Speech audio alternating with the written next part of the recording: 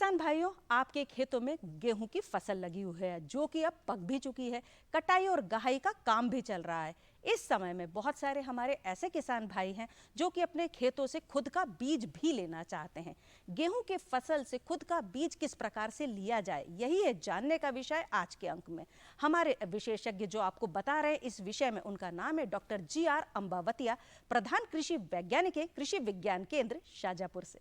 नमस्कार किसान भाइयों, आज हम गेहूं के खेत के ऊपर खड़े हुए हैं। आप लोग देख रहे हैं कि इस गेहूं के खेत में गेहूं के अलावा अन्य प्रकार के जो अवांछनीय पौधे खड़े हुए हैं, ये सीड की क्वालिटी को ख़राब करते हैं। और साथ में आज जो मौसम हम देख रहे हैं, वास्तव में आज हवा भी बहुत अच्छी चल रही है और हमारे किसानों के लिए आज का मौसम बहुत ही अच्छा है। और अच्छी हम रोगिंग की बात इसके ऊपर करेंगे। हम सब जानते हैं कि अच्छे उत्पादन के लिए बीज, उत्तम क्वालिटी के बीज का काफ़ी महत्व होता है।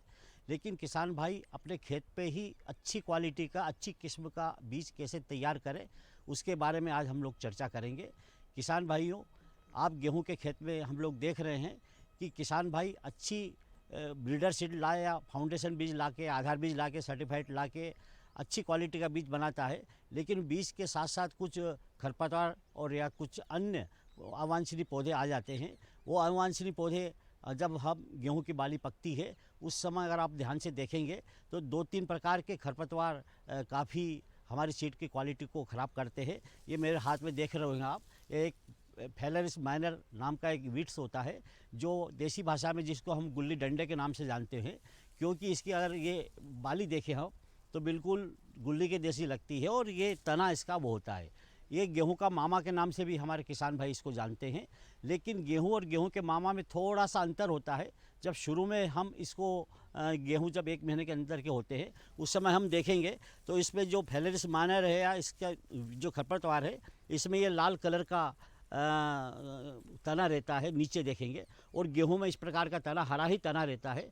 ये इसकी प्रारंभिक पहचान होती है। और दूसरी पहचान, जब गेहूं बाली निकल आती है, पकने के ऊपर आते हैं, उस समय ये गेहूं से एक तो हाइट इसकी ज़्यादा हो जाती है और दूसरा ये क्वालिटी भी ख़राब करता है और गेहूं के उत्पादन को भी प्रभावित करता है। दूसरा एक खरपतवार आप देख रहे हो, जई या जंगली जई के नाम से इसको हम लोग कहते हैं। ये भी जब गेहूं में बाली आ जाती है उस समय ये गेहूं से ऊपर निकल जाता है। ये भी हमारे सीड की क्वालिटी को ख़राब करता है। तो ये अच्छी क्वालिटी का सीड हम कैसे बनाएं, उसके लिए एक प्रक्रिया होती है जिसको हम रोगिंग कहते हैं। या हमारे खेत में एक उच्च क्वालिटी का जो बीज होता है, उच्च क्वालिटी की जाति होती है, उसमें अवांछनीय पौधे या दूसरी जाति के बीज अगर मिक्सअप हो जाते हैं तो इसको निकालना बहुत ज़रूरी है।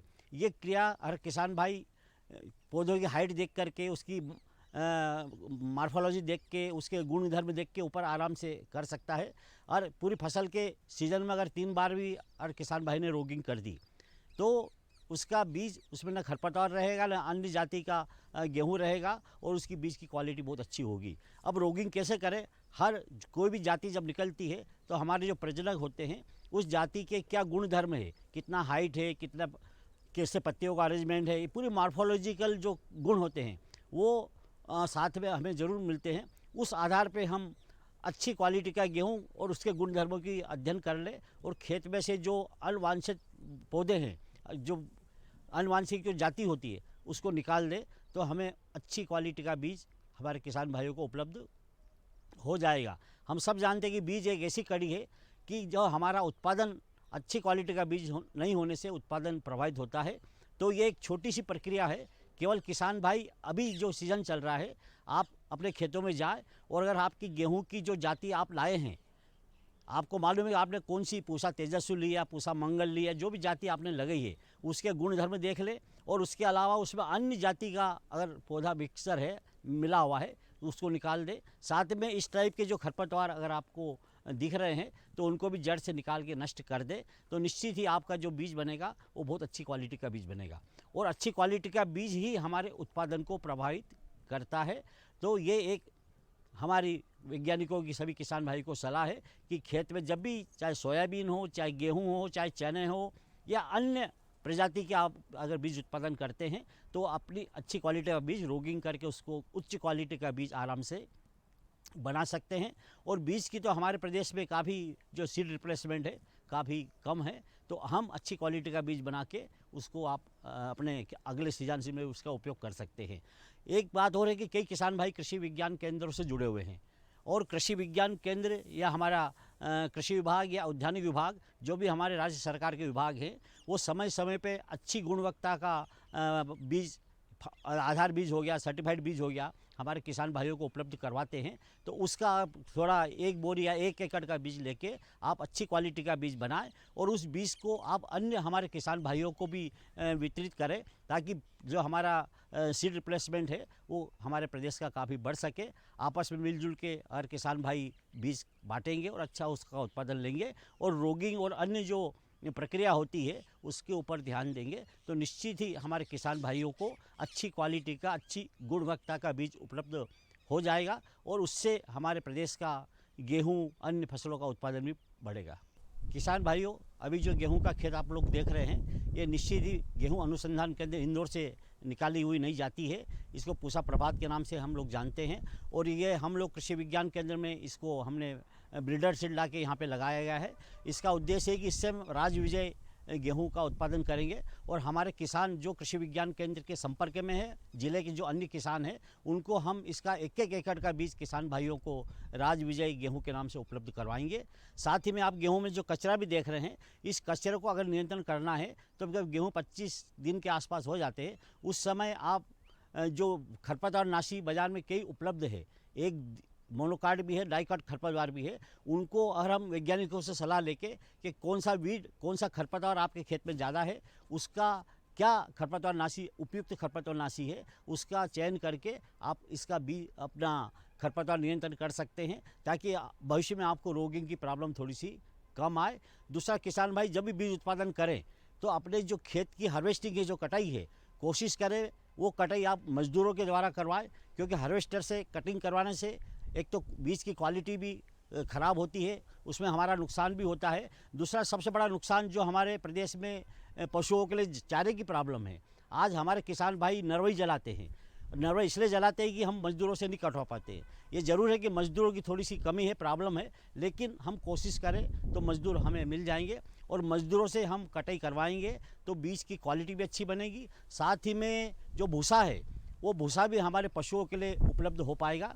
सरकार की मंशा है कि प्राकृतिक खेती किसान भाई करें, गो आधारित खेती करें, और गो आधारित खेती तभी सक्सेस होगी जब हम गाय के लिए हरा चारा खिलाएंगे, गाय के लिए भूसा खिलाएंगे, और ये अगर गेहूं इससे कटवाएंगे तो हमारे भूसे की प्रॉब्लम दूर हो जाएगी। साथ में मेरा एक भी अनुरोध है कि किसान भाई गेहूं काटने के बाद जो भी नरवाई जला लेते हैं, जो भी गेहूं का खांपे या भूसा जलाते हैं, कृपया उसको न जलाएं, उसको इकट्ठा करके उसको बेहतरीन वर्मी कंपोस्ट बना सकते हैं और उसकी जैविक खाद बना के हमारे जो खेतों का ऑर्गेनिक कार्बन है उसको भी हम सुधार सकते हैं।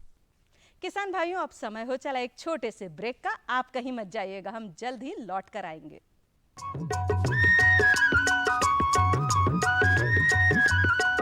अरे सुन तो।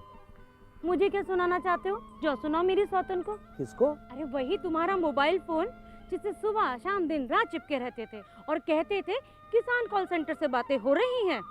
अच्छा ये बात है। हाँ, क्यों, क्या हुआ? अब बात नहीं होती क्या? अब तो झट से बात हो जाती है। संबंधी समस्याओं का अपनी भाषा में तुरंत हल पाने के लिए पूरे भारत में किसी भी फोन से हेल्पलाइन नंबर पर संपर्क करें। किसानों का दोस्त किसान कॉल सेंटर।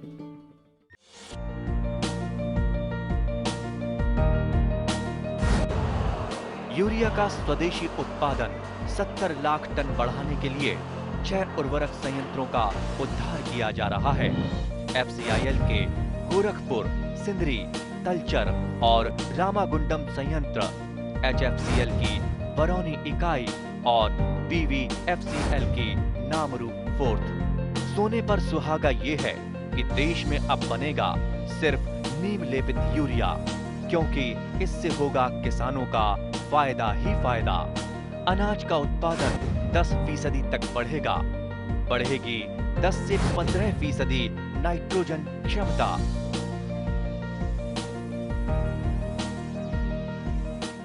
किसान भाइयों, ब्रेक के बाद आप सभी का एक बार फिर से बहुत बहुत स्वागत है।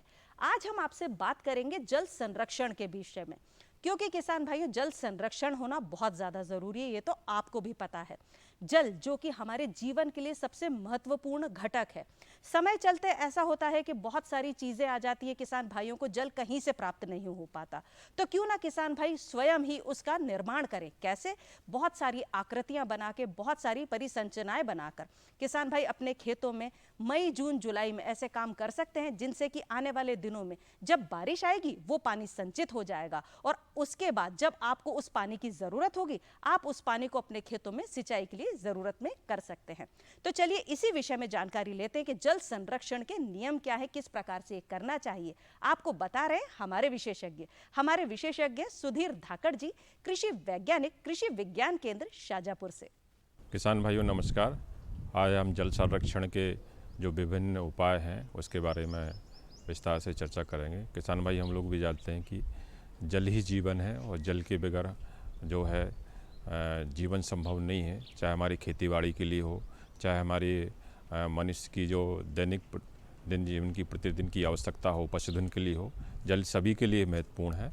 इसलिए जल का संरक्षण बहुत ज़्यादा ज़रूरी है। हम लोग भी जानते हैं कि अभी जो बरसात का सीज़न है वहाँ पर हमारे यहाँ रेगुलर बारिश होती है और अभी भी कभी कभी हमारे यहाँ बरसात लगातार, जैसे मार्च के महीने में बरसात हुई, अभी मौसम की अनिश्चितता के बीच बीच में बारिश होती रहती है। तो इसके लिए हमारे लिए जल संरक्षण करने के लिए जो आवश्यक संरचना है उनका ज्ञान होना ज़रूरी है। और वो संरचनाएँ हम लोग जैसे ही हमारे रबी की फसल की कटाई के बाद में खेत खाली होते हैं उस समय इस तरह की जो जल संरक्षण और प्रबंधन की जो हम संरचनाएँ बनाते हैं वो बहुत ही आवश्यक हो जाता है। तो जल संरक्षण की जो विभिन्न संरचनाएँ हैं उसको हम लोग जल ग्रहण वाटर सेट के आधार पर किसान भाई हम लोग बनाते हैं। तो वाटर सेट के आधार पर हम लोग इस जल संरचनाएँ जो बना रहे हैं उसको हम लोग 3 भागों में मोटे तौर पे विभाजित करते हैं। पहला भाग आ जाता है इसका रिचार्ज जोन, जिसमें हमारा अंडुलेटिंग जो पहाड़ी वाला एरिया है वहाँ पर जल संरचनाएँ बनाते हैं। दूसरा भाग आता है ट्रांजिशन जोन, जिसमें हमारा मैदानी क्षेत्र वो आ जाता है। तीसरा जो नदी नाले की जो वो एरिया है वो आ जाता है रिचार्ज जोन। किसान भाई हम लोग रिचार्ज जोन की हम लोग बात करें, जो पहाड़ी वाला एरिया रहता है वहाँ पर जल संरक्षण के लिए हम लोग जो संरचनाएँ बनाते हैं वहाँ पर ट्रेंच बनाते हैं। इसमें ट्रेंच 2 तरह के रहते हैं। एक लगातार ट्रेंच बनाते हैं जिसको हम लोग सीसी कंटिन्यूस कंटूर ट्रेंच बोलते हैं। दूसरा थोड़ा थोड़ा गैप करके हम लोग ट्रेंच बनाते हैं, वो स्टेगर्ड कंटूर ट्रेंच रहते हैं। इन ट्रेंचों में जो अभी हम लोग बनाएंगे, जो हमारा अप्रैल, मई और 15 जून जब तक मानसून आती है, इन महीनों में जो भी हम लोग संरचनाएँ बनाएंगे उसमें संरचनाएँ बनेंगी। ये लगभग 30 से 45 फीट गहरी रहेगी और इतनी ही चौड़ाई में रहेगी। लंबाई उस परिस्थिति के अनुसार हम लोगों को बनाना पड़ेगा। तो इस तरह की जो संरचनाएँ बनेंगी वो हमारी ट्रेंच बन जाती है। इसमें बरसात का पानी है वो रुकता है, जिसके कारण क्या पानी ज़मीन के अंदर भी बैठता है और इसके बाद में ये हमारा जो मैदानी क्षेत्र है, जो कुआं हुआ, ट्यूबवेल हो गया, इस तरह का जो जल क्षेत्र हमारा बढ़ता है। तो ये संरचना किसान भाई वो बनाते हैं। उसके बाद में जो हमारे छोटे छोटे नाले रहते हैं, पहाड़ी क्षेत्र में रहते हैं, मैदानी क्षेत्रों में रहते हैं, उसके लिए लोज बोल्डर चेक्स बनाते हैं। लोकल में जो उपलब्ध हमारे बोल्डर्स हैं उस पर हम लोग छोटे छोटे जो भी नाले बने हुए हैं उनको छोटे कुछ दूरी के अंतराल पे हम लोग जो उपलब्ध जो बोल्डर्स हैं, पत्थर हो गया, उससे छोटी छोटी संरचनाएं बना देते हैं, जिससे बरसात के पानी की गति कम होती है। बरसात के पानी की गति कम होगी जिसके कारण पानी उस समय तक रुकेगा। रुकने के बाद में पानी ज़मीन के अंदर भी बैठेगा, जिससे पानी जो हमारी पहाड़ी क्षेत्र है वहाँ पर जो संरचनाएं हैं उनके लिए नमी मिलेगी और वो सर्वाइव करेंगे। इसके अलावा किसान भाई जो आखिरी में जहाँ पर पानी का दबाव ज़्यादा रहता है वहाँ पर हम लोग गेबियन संरचना बनाते हैं। पानी का दबाव अधिक रहेगा, बहुत सारा इसका जलग्रहण क्षेत्र रहेगा, लगभग 100 से 200 हेक्टेयर से ऊपर का जल पानी इकट्ठा होकर आएगा। उसके लिए हम लोग ताल की जो जाली रहती है उसमें पत्थर भर देते हैं, उसको हम लोग गेबियन संरचना बोलते हैं, जिसके कारण जो पानी का अधिक दबाव भी रहेगा तो वो संरचना टिकी रहेगी, जिसके कारण पानी रुकता भी है और इसके कारण पानी स्टोर भी हो जाता है, उससे सिंचाई भी की जा सकती है। और सबसे बड़ा फ़ायदा ये रहता है इसमें जल का संरक्षण भी होता है और जो हमारा मृदा है, मिट्टी का संरक्षण भी इसमें होता रहता है। तो इस संरचना को भी हम लोगों को जलग्रहण क्षेत्र में हम लोगों को बनाना चाहिए। किसान भाई इसके अलावा जो हमारे संरचनाएँ जो हम लोग बनाते हैं जल को संरक्षित करने के लिए, जो मैदानी क्षेत्रों में हम लोग जो ज़्यादातर संरचना बनाते हैं वो कुआं हो गया, ट्यूबवेल हो गया। सभी किसान भाइयों को जो सिंचाई के प्रमुख स्रोत रहते हैं वो कुआं रहता है, ट्यूबवेल्स रहते हैं। इससे हमारे यहाँ मैक्सिमम सिंचाई होती है। तो उनको जो कुआं हो गया, ट्यूबवेल हो, उनको रिचार्ज करना है। जैसे हमारा मोबाइल का बैलेंस ख़त्म हो जाता है, हम लोग रिचार्ज करते हैं, तो इनको रिचार्ज करने के लिए कुआं और नलकूप पर जो ट्यूबवेल्स हैं रिचार्ज करने के लिए अभी हम लोग संरचनाएँ बनाएंगे। तो जो बरसात का पानी जब भी गिरेगा, बरसात के सीजन में गिरेगा या प्रकृति जो मौसम के अनिश्चितता के बीच में पानी गिरेगा, वो पानी ज़मीन के अंदर बैठेगा।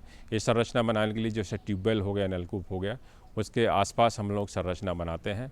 तो इसमें जो ट्यूबवेल्स की जो केसिंग के आसपास हम लोग 10 फीट गहरा, 10 फीट लंबा एक गड्ढा बनाएंगे और उस गड्ढे में हम लोग प्रयास ये करेंगे कि सबसे निचले वाले हिस्से में बड़े वाले बोल्डर, सबसे बीच वाले हिस्से में ये छोटे वाले बोल्डर और बीच वाले हिस्से में हम लोग इसमें साफ़ रेत भरते हैं। जो नर्मदा सैंड रहती है वो रहती है। यदि हम लोग लोकल रेत का प्रयोग कर रहे हैं तो ट्राली में भर के उसमें पानी में भर दिया, उसके बाद उसकी मिट्टी बह के चली जाएगी। इस तरह की संरचना भी हम लोग किसान भाइयों बनाते हैं। तो इसके बाद में ये संरचना बन गई, उसके बाद जो केसिंग रहेगी उसमें छोटे छोटे होल कर देते हैं, उसके बाद उसको नारी की रस्सी से बांध देते हैं। तो ये अपना ये रिचार्ज बन गया। पानी जो बरसात का पानी है वो फिल्टर होकर इस रिचार्ज संरचना में जाएगा, इससे कि लाखों लीटर पानी जो 1 घंटे में हम लोग इस ट्यूबवेल के माध्यम से हम लोग इसमें भर सकते हैं। इस तरह की संरचनाएँ हम लोग कुएँ में भी बनाते हैं। कुएँ में लगभग 8 से 10 फीट दूरी के अंतराल पर, जैसे कृषि विज्ञान केंद्र में हमारे यहाँ कुआं है, इसमें आप लोग देख रहे हैं कि इसमें भी हम लोगों ने रिचार्ज की संरचना बनाई हुई है। और इस तरह से इसमें हम लोग जो हमारा प्रशासनिक भवन है, इससे पूरा पानी एकत्रित करते हैं। रूफ वाटर हार्वेस्टिंग, छत का पानी इकट्ठा करके हम लोग इसमें भरते हैं।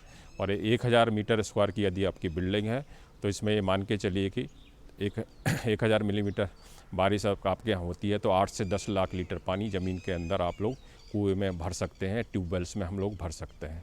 किसान भाइयों, इस तरह की संरचना छत के माध्यम से भी पानी जाएगा और जो हमारा रिचार्ज पिट बना के आप लोग खेत के पानी को भी कुएं के अंदर, ट्यूबवेल के अंदर आप लोगों को भरना पड़ेगा। किसान भाइयों, इस तरह की जो और भी संरचनाएँ हम लोग जो जलगढ़ क्षेत्रों के लिए जो बनाते हैं, जो उसमें मृदा का संरक्षण भी हो, उसके लिए मेड़बंधान प्रमुख है। मेड़बंधान जो अभी आपके खेत खाली हो गए हैं, गेहूँ, हमारे चने मसूर की कटाई लगभग हो गई है, गेहूं की कटाई चल रही है। इस कटाई के बाद में जैसे ही आपके खेत खाली होते हैं किसान भाइयों, उसके बाद में आप लोगों को गहरी जुताई करना है। हम लोग हमेशा बताते हैं 3 साल में एक बार अपने को गहरी जुताई करनी है।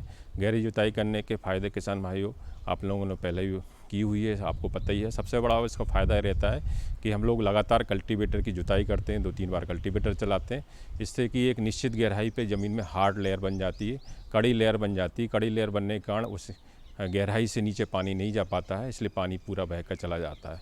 तो गहरी जुताई करने से लगभग 8 से 10 इंच के अंतराल पे जो हमारी हार्ड लेयर है वो टूट जाती है, जिससे पानी ज़मीन के अंदर तेज़ी से जाता है। जब भी पानी गिरेगा पानी ज़मीन के अंदर ही उसमें चला जाएगा, हमारे खेतों में नमी बनी रहती है।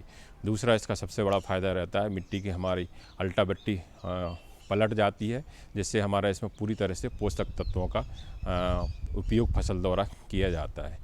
तीसरा इसका किसान भाइयों फ़ायदा रहता है कि आप लोग जल्दी से जल्दी जैसे आपकी फसल कटाई होगी इसके तुरंत बाद गहरी जुताई कर देंगे, तो इससे कारण क्या है कि हमारी अप्रैल का महीना, मई का महीना लगभग ये है कि 60 से 70 दिन की पूरी तरह से गर्मी रहती है। टेम्परेचर भी हमारे यहाँ गर्मी पड़ती है, लगभग 45 डिग्री के आसपास जाता है, जिससे पूरी ज़मीन का सोलराइजेशन हो जाता है।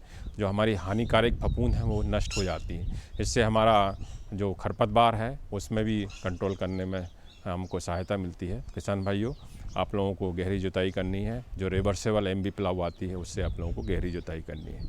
इसके अलावा सबसॉइलर कृषि यंत्र आता है, जहाँ पर हमारी मालवा में कई जगह पर हमारी गहरी काली मिट्टी है, तो यहाँ पर जल भराव की समस्या रहती है, तो पानी ज़मीन के अंदर नहीं बैठ पाता है। इसके लिए आपको लगभग गहरी जुताई से और नीचे हम लोगों को ज़मीन की हार्ड लेयर तोड़नी है। इसके लिए आप लोगों को सबसॉइलर का प्रयोग करना पड़ेगा।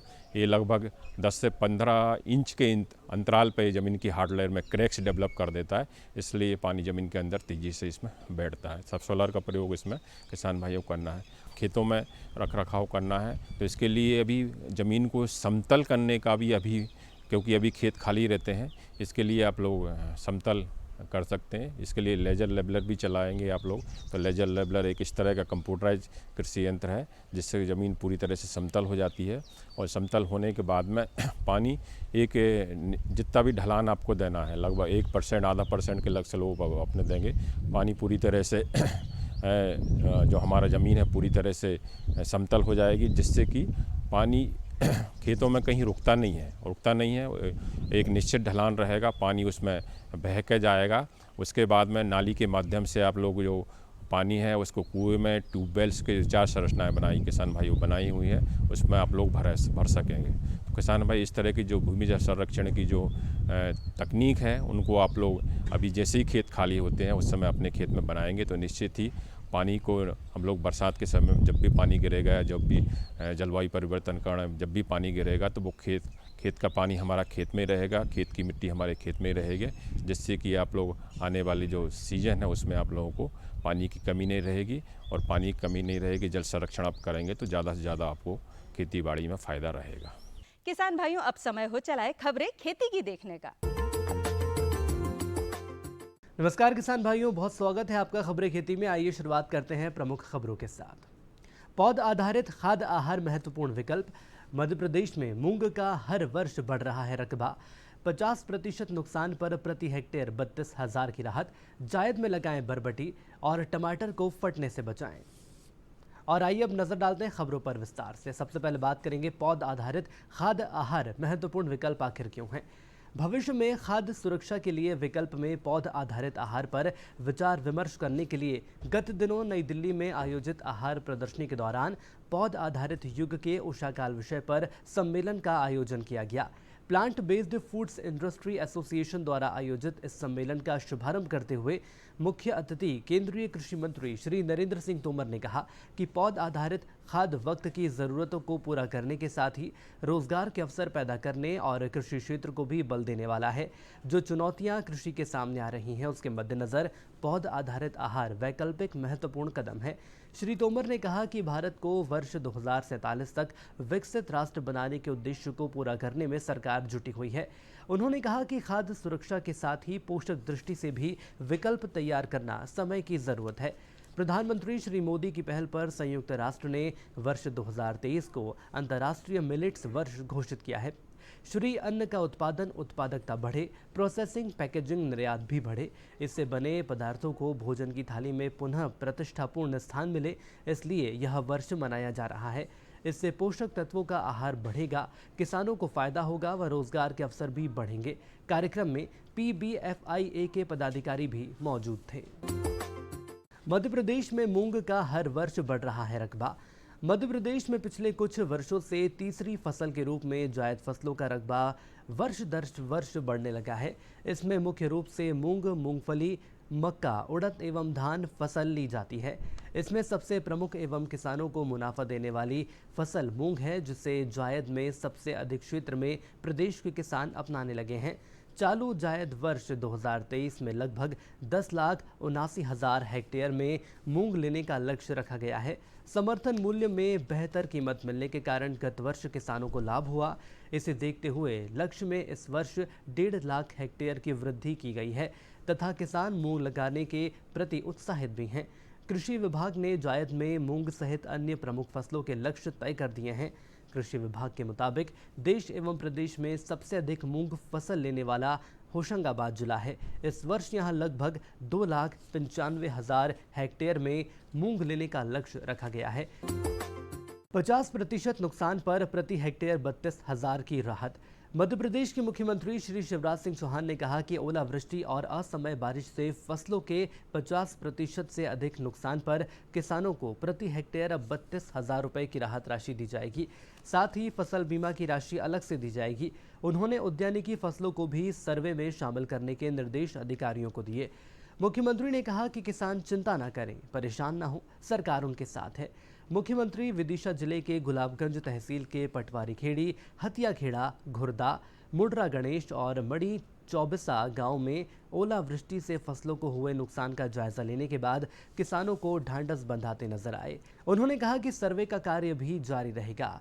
मुख्यमंत्री ने किसानों से कहा कि 1 हेक्टेयर फसल में 50% से अधिक नुकसान होने पर 32,000, गाय भैंस की हानि होने पर 37,500, भेड़ बकरी पर 4,000, बछिया पर 2,000 और मुर्गा व मुर्गी की हानि होने पर 100 रुपये प्रत्येक के मान से राहत राशि दी जाएगी। वहीं मकानों को हुई क्षति पर भी सहायता दी जाएगी। जायद में लगाएं बरबटी। चवला आमतौर पर खरीफ तथा जायद में भी लगाई जाती है। दलहनी फसल होने के कारण खेत में कटाई के उपरांत वायुमंडल से नत्रजन एकत्रित करके खेत की उर्वरा शक्ति भी बढ़ जाती है। बरबटी लगाने के लिए पहले किस्मों का चयन करें, जिसमें फाल्गुनी, दुर्गा क्रांति, पूस बरसाती, पूसा 2 फसली, पूसा कोमल, पूसा ऋतुराज, FS 68 C 152 लगा सकते हैं। सबसे पहले खेत की अच्छी तरह से तैयारी करके 20 टन गोबर खाद डालें तथा 40 kilo urea, 375 kilo single super phosphate तथा 33 किलो म्यूरेट ऑफ पोटाश डालें। बीज पर उपचार 2 ग्राम थायराम प्रति किलो बीज तथा 5 ग्राम राइजोबियम कल्चर प्रति किलो बीज के हिसाब से करें। किसान भाइयों, ये तो था हमारा आज का कार्यक्रम कृषि दर्शन का। आज के अंक में हमने जाना कि आप अपने खेतों से गेहूं के बीज कैसे प्राप्त करें, साथ ही साथ जल संरक्षण कैसे करें। अगर आप हमारा आज का ये अंक देखना भूल गए हो तो कल सुबह 7:30 पर पुनः प्रसारण आप देख सकते हैं। अगले अंक में फिर होगी मुलाकात कुछ अन्य कृषि संबंधित जानकारियों के साथ। तब तक के लिए मुझे आज्ञा दीजिए। नमस्कार।